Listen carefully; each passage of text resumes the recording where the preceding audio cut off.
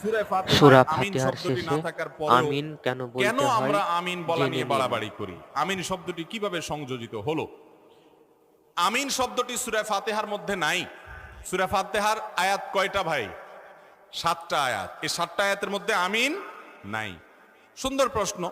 তো সূরা ফাতিহার মধ্যে আমিন নাই, সেখানে এটার পরে আমিন নিয়ে আমরা আবার মারামারি করি কেন?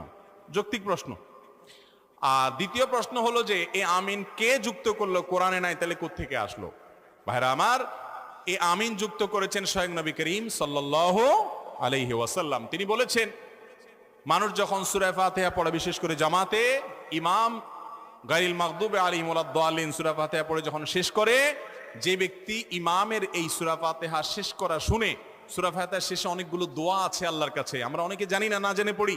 আল্লাহ আমাকে সঠিক পথে পরিচালিত করেন। কত যুবক, কত মানুষ ভুল পথে গিয়ে জাহান্নামে চলে যাবে, আমি যেন সঠিক ট্র্যাকে জান্নাত